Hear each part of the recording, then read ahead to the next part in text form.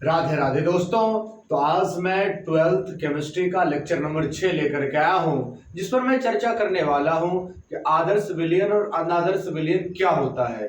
उसी पर in detail in depth चर्चाएं करेंगे। तो चलिए बिना देर किए हुए आज की वीडियो की शुरुआत करते हैं और चर्चा करते हैं कि आदर्श विलयन और अनादर्श विलयन क्या होता है। तो राउल्ट नियम के आधार पर विलयन को दो भागों में बांटी गई है। राउल्ट नियम के आधार पर विलयन को दो भागों में बांटी गई है। सबसे पहला आदर्श विलयन, दूसरा अनादर्श विलयन। आदर्श विलयन किसे कहते हैं? तो वैसा विलयन जो सभी ताप व सांद्रता पर राउल्ट के नियम का पालन करती है, उसे आदर्श विलयन कहते हैं। वैसा विलयन जो सभी ताप व सांद्रता पर राउल्ट के नियम का पालन करती है, उसे हम आदर्श विलयन कहते हैं। तो चलिए इसका एग्जाम्पल क्या हो जाएगा। C6H6 plus C6H5CH3। C6H6 को बेंजीन कहा जाता है और C6H5CH3 को टोल्यूइन कहा जाता है। बेंजीन और टोल्यूइन का मिश्रण जब लेते हैं तो यह एक आदर्श विलयन का काम करता है। दूसरा C6H5Cl क्लोरोबेंजीन और C6H5Br ब्रोमोबेंजीन। क्लोरोबेंजीन और ब्रोमोबेंजीन मिलकर के आदर्श विलयन का निर्माण करता है। CCl4 SiCl4 CCl4 और SiCl4 कार्बन टेट्राक्लोराइड और सिलिकॉन क्लोराइड भी आदर्श विलयन का निर्माण करता है। C6H14 और C7H16 अर्थात हेक्सेन व हेप्टेन भी आदर्श विलयन का निर्माण करता है। CH3OH plus C2H5OH। CH3OH को मेथेनॉल कहते हैं, C2H5OH को एथेनॉल कहते हैं। मेथेनॉल और एथेनॉल भी आपस में मिलकर के आदर्श विलयन का निर्माण करता है। C2H4Cl2 plus C2H4Br2 diethylene chloride और diethylene bromide. C2H4Cl2 plus C2H4Br2 इसको बोलते हैं डाइथिलीन क्लोराइड और डाइथिलीन ब्रोमाइड।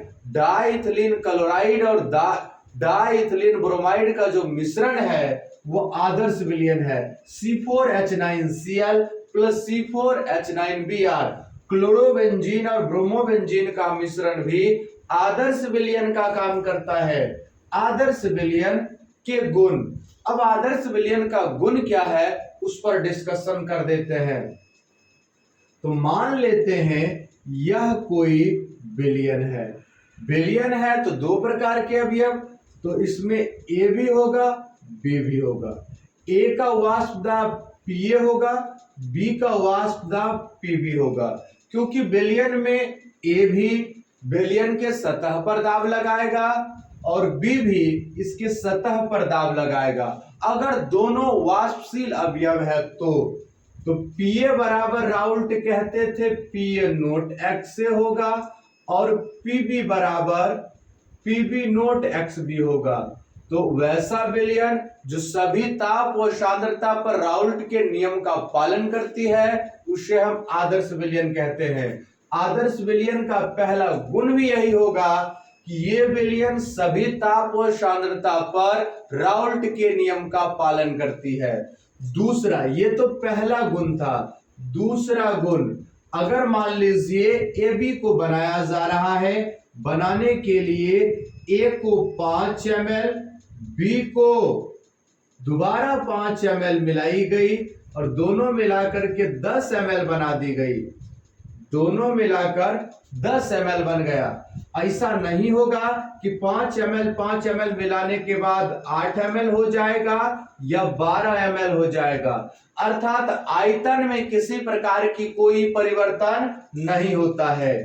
तो तो आदर्श विलयन का दूसरा विशेषता हो गया आयतन परिवर्तन शून्य होता है, अर्थात इसमें किसी प्रकार का आयतन परिवर्तन देखने को नहीं मिलता है।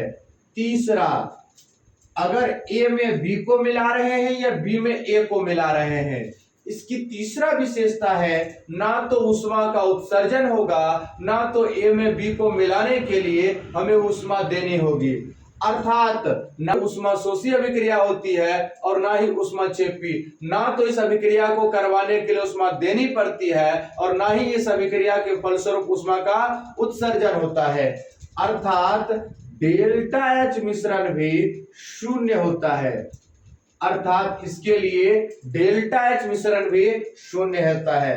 चौथा विशेषता क्या है, चलिए हम डिस्कस कर दें। चौथा विशेषता क्या है, जब ए को मिलाएंगे आपस में, ए के बीच कुछ न कुछ फोर्स होगा, अर्थात ए अवयवी कण बी अवयवी कण पर एक बल लगाएगा, जिसे बोलते हैं ए प्रकार के आकर्षण बल।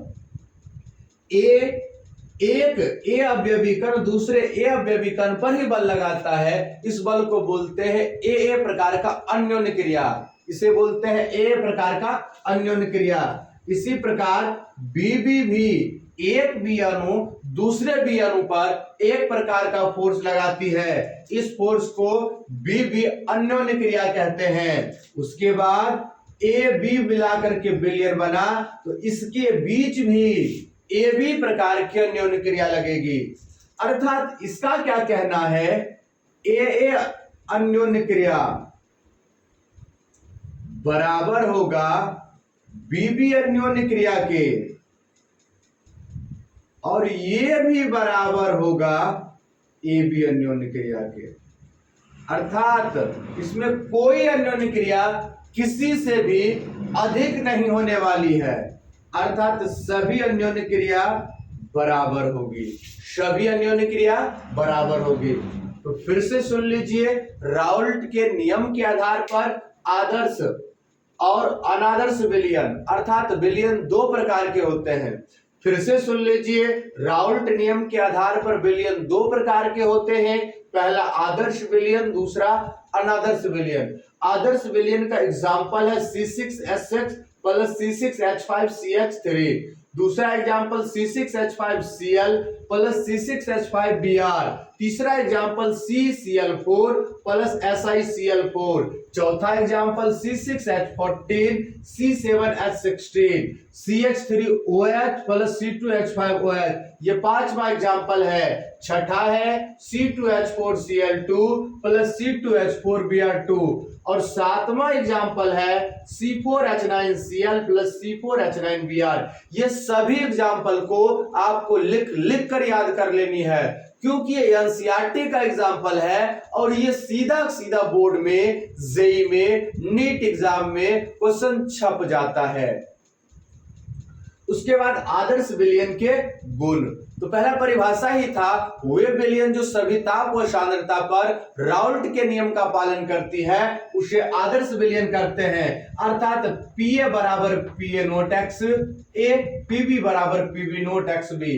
दूसरा है, इसमें आयतन परिवर्तन शून्य होता है, एंथैल्पी परिवर्तन शून्य होता है, ए अन्योन्य क्रिया बीबी अन्योन्य क्रिया बराबर होता है ए बी अन्योन्य क्रिया के।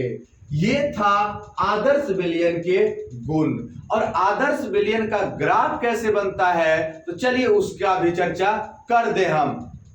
अब चर्चा कर देते हैं आदर्श विलयन के ग्राफ पर। ग्राफ कैसे बनाई जाती है आदर्श विलयन की, उस पर चर्चा इन डिटेल इन डेप्थ करते हैं। ये मान लेते हैं एक y एक्सिस है, x एक्सिस है। y एक्सिस पर मैं वाष्प दाब लेता हूं, y एक्सिस पर मैं वाष्प दाब लेता हूं, x एक्सिस पर मैं मोल अंश लेता हूं, इस पर मोल अंश लेता हूं और इस पर वाष्प दाब लेता हूं, इस पर मैं वाष्प दाब लेता हूं और इस पर मोल अंश लेता हूं। मान लेते हैं जब ये जो था एक अवयव था, A और इसी में मैंने बी मिला दिया, अर्थात अब ये बिलियन बन गया। तो ये थोड़ा सा कल्पना कीजिए, जब केवल और केवल ए होगा, ए होगा तो ए के कण ही वाष्प बनेंगे और ए के कण ही इस पर दाब लगाएंगे। जब केवल और केवल ए अवयव होगा, ए के कण ही वाष्प बनेंगे और ए के कण ही दाब लगाएंगे, अर्थात ए का ही केवल वाष्प दाब होगा। तो इस स्थिति में मान लेते हैं x से बराबर, केवल x से होगा, उसका मोल 1 होगा, अर्थात ए अवयव होगा उसका मोल अंश 1 होगा, क्योंकि वो अकेला राज कर रहा है और उसमें b नहीं होगा, x b बराबर 0। ये पहला अवयव है जो यहां तक होगा और इसमें का जो शुद्ध हो गया, जब केवल ए होगा तो केवल ए का दाब लगेगा, इसे बोलेंगे पी ए नोट। धीरे धीरे करके मैंने इसमें थोड़ा थोड़ा थोड़ा थोड़ा करके बी मिलाते गए, ए निकालता गया। यहां आकर के इस स्थिति में मान लेते हैं, इस स्थिति में आकर के एक्स बी बराबर 1 हो गया और एक्स ए बराबर 0 हो गया। धीरे धीरे करके बढ़ता गया। तो यहां पर क्या देखने को मिला कि इस जगह पर जब आया तो केवल बी पदार्थ मिला, तो बी ही दाब लगाएगा। तो यहां से यहां तक आते आते ए का दाब घटता गया और यहां से यहां तक जाते जाते बी का दाब बढ़ता गया। ओवरऑल देखा गया तो दाब भी बढ़ा, ओवरऑल देखा गया तो दाब भी बढ़ा। ये हो गया पी ए बराबर पी ए नोट एक्स से, ये हो गया पीबी बराबर पीबी नोट एक्स बी, और ये टोटल आ गया पीटी बराबर पी ए प्लस पीबी। ये ग्राफ हो गया आपका आदर्श विलयन का। और ये ग्राफ आपको याद ही रखनी है, ये ग्राफ कंपटीशन में भी पूछी जाती है। इसमें पूछ लेगा निम्न में कौन सा ग्राफ है जो आदर्श विलयन का व्याख्या करता है, या निम्न में कौन ऐसा ग्राफ है जो आदर्श विलयन को व्याख्या नहीं करता है। अगर हाँ में पूछे या नहीं में पूछे, दिक्कत आपको नहीं होनी चाहिए, क्योंकि आपको इस प्रकार पर लेनी है, या हाँ से पूछे ना से पूछे, दिक्कत नहीं आनी चाहिए। तो चलिए मैं आशा करता हूं कि आदर्श विलयन अब आपको क्लियर हो गई होगी। जब आदर्श विलयन क्लियर हो ही गई है, आदर्श विलयन भी क्लियर हो ही जाएगी। जब आदर्श विलयन क्लियर आपको हो ही गई है देवियों और सज्जनों, तो भाई और बंधुओं, तो आदर्श विलयन पर भी चलिए इन डिटेल इन डेप्थ चर्चा करते हैं। आदर्श विलयन को अंग्रेजी में कहते हैं नॉन आइडियल सॉल्यूशन। तो नॉन आइडियल सॉल्यूशन किसे कहते हैं? तो वैसा विलयन जो सभी ताप व सांद्रता पर राउल्ट के नियम का पालन नहीं करती है, उसे अनादर्श विलयन कहते हैं। वैसा विलयन जो सभी ताप व सांद्रता पर राउल्ट के नियम का पालन नहीं करती है, उसे हम अनादर्श विलयन कहते हैं। अर्थात पीए बराबर not equal PA naught x A, और ना ही बराबर होगा पीबी बराबर पीबी नोट एक्स बी भी बराबर होगा ही नहीं। पीए बराबर not equal PA naught x A और पीबी बराबर not equal PB naught x B. यहां तक आशा करते आपको समझ आ गई हो। इसका गुणधर्म जान लीजिए। तो पहला बात, तो ये सभी ताप और सांद्रता पर राउल्ट के नियम का पालन नहीं करती है। दूसरा गुण क्या होगा? तो दूसरा गुण इसका हो जाएगा डेल्टा भी मिश्रण शून्य नहीं होता है।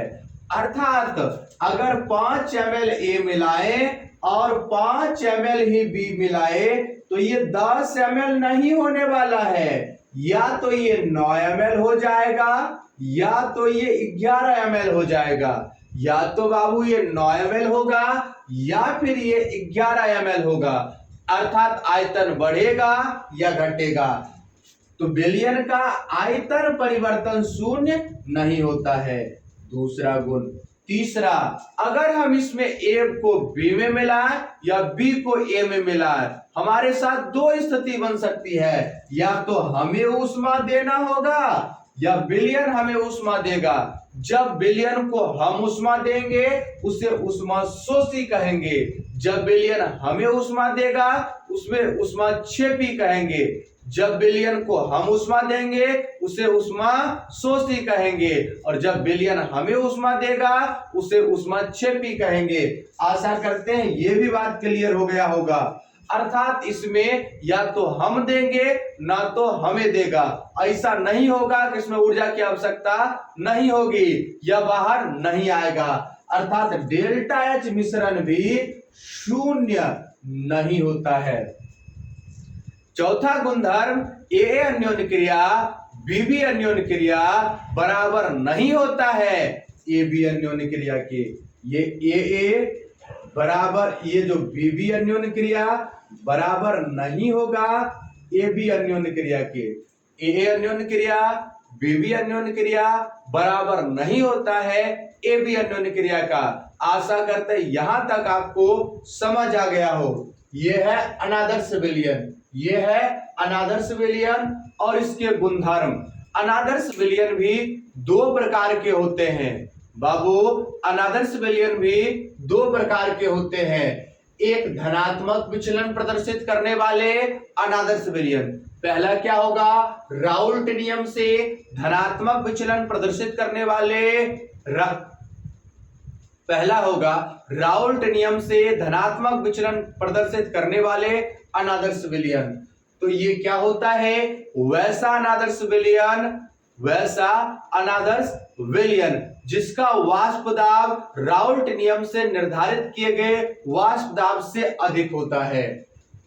वैसा अनादर्श विलयन जिसका वाष्प दाब वैसा अनादर्श विलयन जिसका वाष्प दाब राउल्ट नियम से निर्धारित किए गए वाष्प दाब से अधिक होता है उसे धनात्मक विचलन कर प्रदर्शित करने वाले अनादर्श विलयन कहते हैं।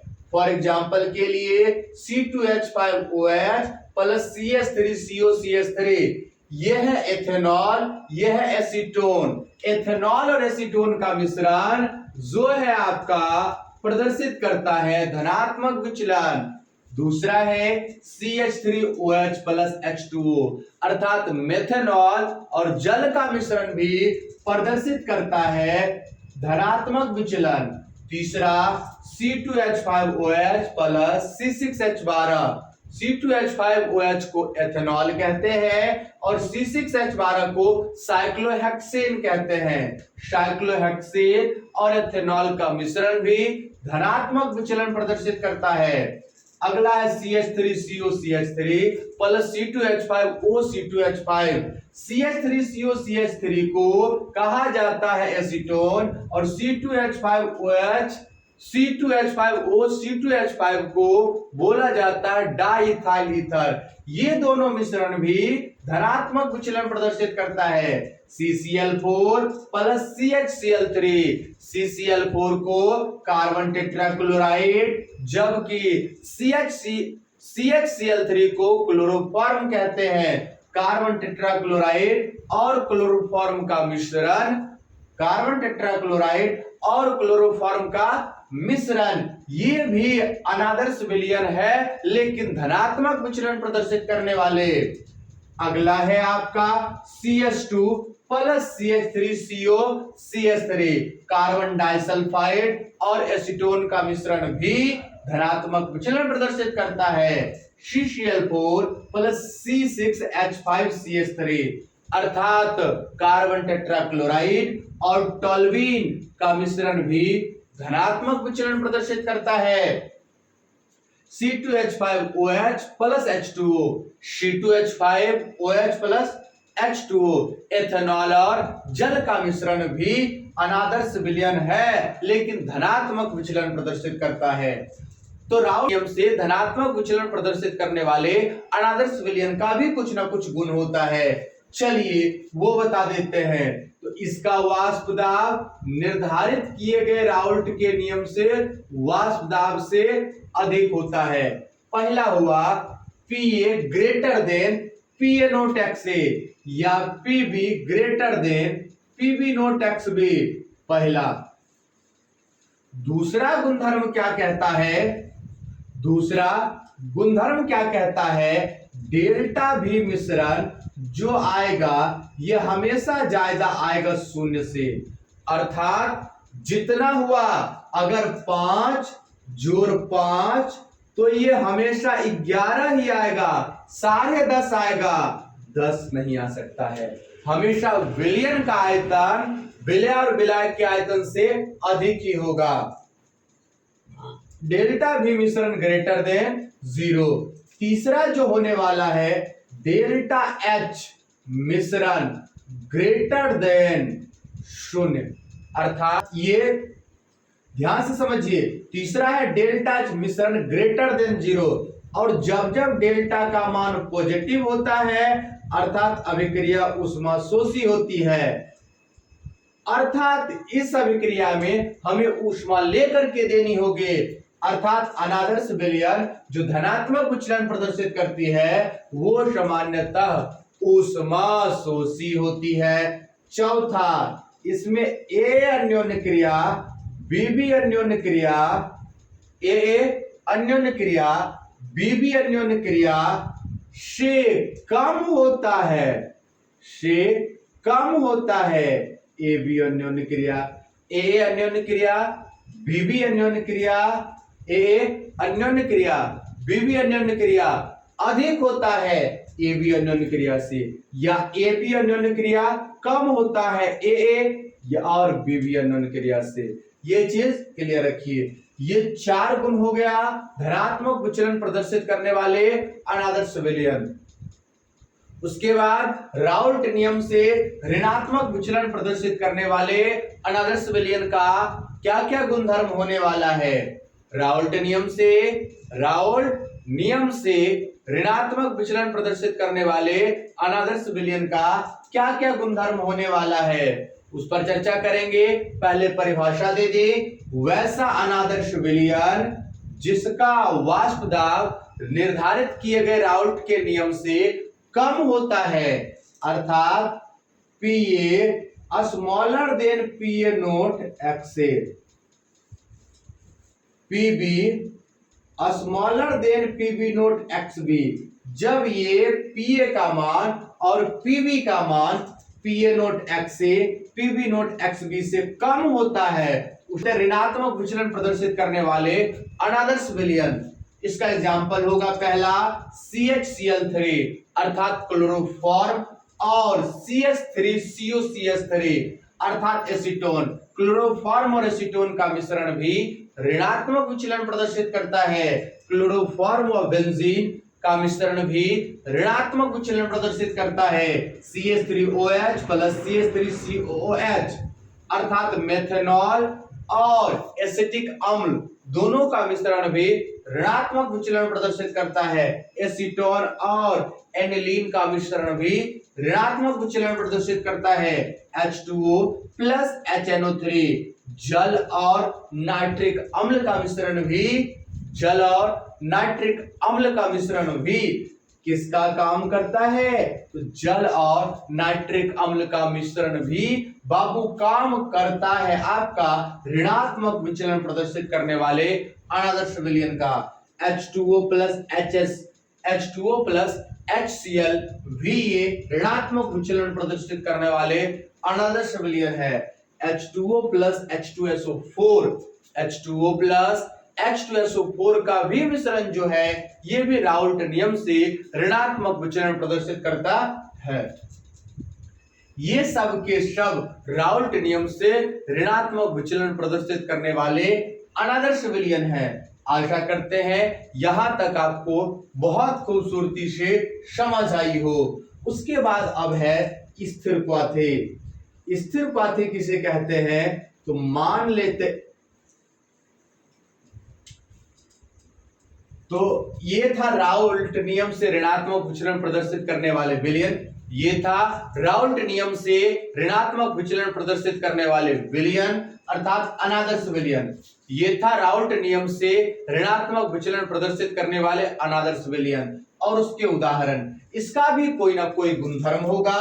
तो पहला गुणधर्म ये है P smaller than PA note XA, PB smaller than PB note XB, अर्थात वे अनादर्श विलयन जिसका वाष्प दाब राउल्ट नियम से निर्धारित किए गए वाष्प दाब से कम होता है, उसे हम राउल्ट नियम से ऋणात्मक विचलन प्रदर्शित करने वाले अनादर्श विलयन कहते हैं। दूसरा, डेल्टा बी मिश्रण स्मॉलर देन 0, अर्थात अगर A को 5 ml ले, B को 10 ml ले, A को 5 ml ले, B को 10 ml ले, तो ये हमेशा 14 ml होगा, 15 नहीं हो सकता है। तीसरा, डेल्टा H मिश्रण स्मॉलर देन 0, अर्थात 0 से कम होगा, अर्थात डेल्टा H का मान ऋणावेशित होगा, और जब जब ऋणावेशित होगा ऊष्मा बाहर निकलेगी, ऊष्मा बाहर निकलेगी तो ये ऊष्मा क्षेपी अभिक्रिया होगी, जब जब ऊष्मा बाहर निकलेगी ये बाबू होगा ऊष्मा क्षेपी अभिक्रिया। चौथा बात, इसमें AA अन्योन्य क्रिया, इसमें AA अन्योन्य क्रिया, BB अन्योन्य क्रिया, AA अन्योन्य क्रिया, BB अन्योन्य क्रिया कम होता है। AA अन्योन्य क्रिया, BB अन्योन्य क्रिया कम होता है AB अन्योन्य क्रिया से। AA अन्योन्य क्रिया, BB अन्योन्य क्रिया कम होता है किससे? AB अन्योन्य क्रिया से। ऋणात्मक विचलन प्रदर्शित करने वाले विलयन का अगर ग्राफ बनाए तो ये तो था आदर्श विलयन का ग्राफ, आदर्श विलयन का ग्राफ ये नीचे, क्योंकि PA स्मॉलर देन होने वाला है PA नोट X से, नीचे आएगा। इसी प्रकार PB स्मॉलर देन होने वाला है PB नोट XB, इसी प्रकार PT स्मॉलर देन होने वाला है PA प्लस PB, और ये भी नीचे। सभी ग्राफ नीचे आ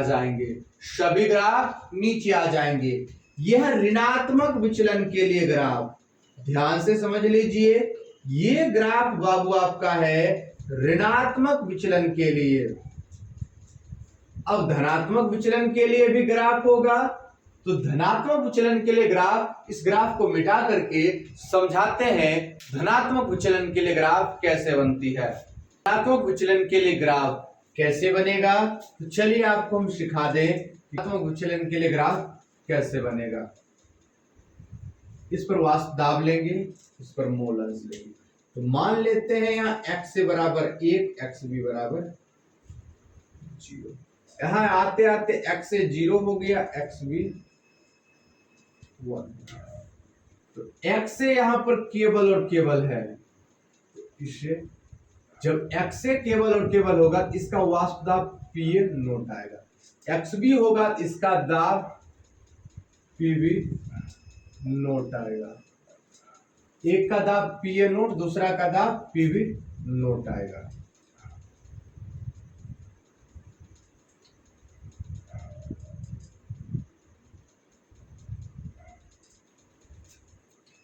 ये तो आदर्श विलयन का है, इसका हमेशा ग्राफ ऊपर चलेगा, धनात्मक वाला का ऊपर से ग्राफ जाएगा।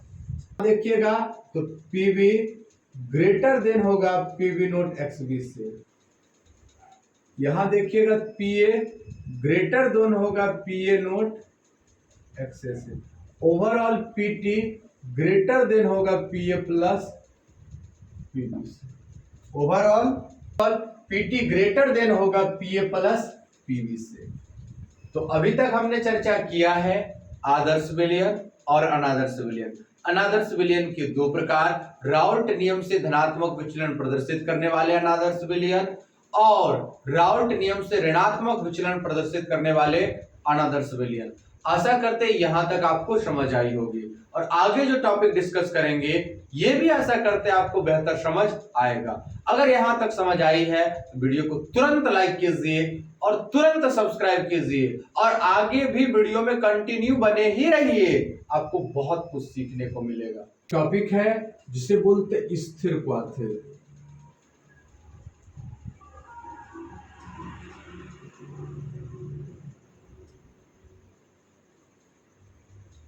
एजियोट्रॉप, स्थिर क्या थे या एजियोट्रॉप।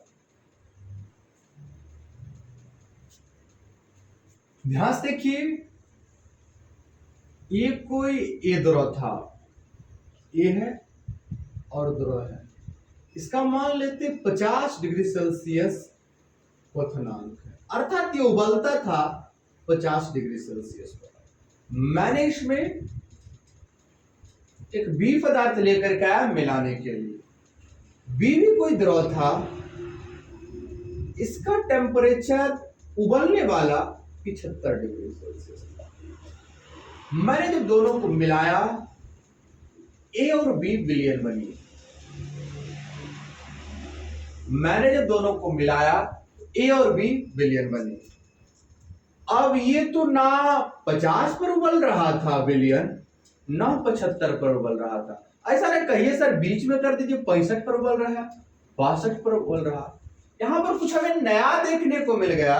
वो नया क्या देखने को मिला, ये ना 50 पर उबला, ना 75 पर उबला, ना 62 65 कहीं पर नहीं, ये उबल गया सीधे के सीधे 85 पर। हाय हो दादा, ये का हुआ रे, ये तो बढ़ गया, अर्थात 50 वाला भी 85 पर उबल रहा है और 75 वाला भी 85 पर उबल रहा है। ये क्या हुई, 50 वाला भी 85 पर ही उबलने लगा, 75 वाला भी 85 पे ही उबलने लगा। वैसा द्विघटकीय मिश्रण, वैसा द्विघटकीय मिश्रण जो एक निश्चित ताप पर उबलता है उसे स्थिर उपाधि कहते हैं। वैसा द्विघटकीय मिश्रण जो एक निश्चित ताप पर उबलता है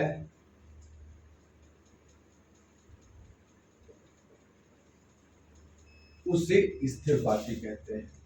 कहोगे सर एक बात बताइए, हमेशा ये ज्यादा ही पर उबलेगा या कम पर भी?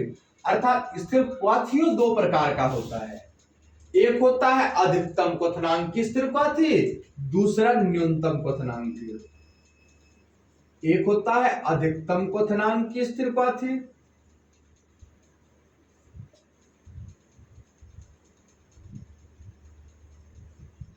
दूसरा होता है न्यूनतम क्वथनांक की स्थिर क्वाथी। सवाल उठता है अधिकतम क्वथनांक की स्थिर क्वाथी किसे कहेंगे? तो वैसा स्थिर क्वाथी जिसका क्वथनांक अवयवों के क्वथनांक से अधिक हो जाता है, अर्थात वैसा स्थिर क्वाथी जो अवयवों के क्वथनांक से अधिक ताप पर उबलता है, अधिक ताप पर उबलता है, उसे हम अधिकतम क्वथनांक की स्थिर क्वाथी कहते हैं। दूसरा बात न्यूनतम क्वथनांक की, ये जो 50 था 75 था, ये 85 हो गया। 50 था 75 था, बढ़ करके 85 हो गया। हाय हो दादा, जब लगी सदमा तब का हुई है, समझिए या ना समझिए, समझिए का जब सदमा लगी है कैसन कि 50 और 75 अगर 45 पर उबलने लगे, ये तो आश्चर्य हो जाएगी। तब न कहिएगा मुझे अपनों ने लूटा, गैरों में कहां दम था, मेरी कश्ती भी वहां डूबी जहां पानी कम था। अरे मेरी पत्नी भी बहुत होशियार निकली, मेरी पत्नी भी बड़ी होशियार निकली। वो कहती है मुझसे, वहां काहे कश्ती को ले गया जहां पानी कम था? अरे वहां ले जाता जहां तुम भी डूब जाता, तो कश्ती डूब जाता। तो हमेशा अपने ही लोग आपको धोखा देंगे। कहते हैं ना, अगर बचकर रहना है जीवन में तो अपनों से बचकर रहिए। गैरों को ये नहीं पता कि दिल में छेद कहां से है, गैरों को ये पता ही नहीं चलेगा कि ये छेद है कहां से। एक बात और जो लोग सबसे ज्यादा मुस्कुराएंगे वो सबसे ज्यादा दुखी होते हैं, बहुत ज्यादा। कहता है ये हंसता हुआ चेहरा दर्द गहरा छिपाता है, ये हंसता हुआ चेहरा दर्द गहरा छिपाता है, वो किसी का हो नहीं पाता जो सबसे निभाता है। याद रखिएगा, जो लोग बहुत हंसेंगे आखिरी में, अर्थात याद रखिएगा, जो लोग बहुत ज्यादा हंसेंगे उसके दिल में बहुत ज्यादा दर्द होता है। और कभी इन हंसते हुए मासूम चेहरे को गले लगा करके देखो, गले लगाते ही वो आंसुओं की बौछारें के साथ रो देंगे। तो चलिए आपको न्यूनतम क्वथनांक की स्थिरपाथी भी बता दें और बहुत मजा आएगा, बिल्कुल सलीम मजा आएगा। तो वैसा स्थिरपाथी जिसका क्वथनांक अर्थात उबलता है, जो अपने अवयवी पदार्थों से कम ताप पर, कम क्वथनांक पर, उसी रिश्ता को कहता है ना, इस रिश्ता का क्या नाम दूं, ये रिश्ता क्या कहलाता है, इस रिश्ता को कहते हैं न्यूनतम क्वथनांक की स्थिरपाथी। देवियर सज्जनों, मैं आशा करता हूं आपको इसमें बहुत मजा आया होगा। अगर अभी तक वीडियो में बने हैं और मजा आ ही गया है तो वीडियो को लाइक कर दीजिए, साथ साथ चैनल को सब्सक्राइब कर दीजिए। मिलते हैं आपसे अगले वीडियो में, तब तक के लिए हंसते रहिए, मुस्कुराते रहिए और पढ़ते रहिए रसायन शास्त्र एम महाराज के साथ।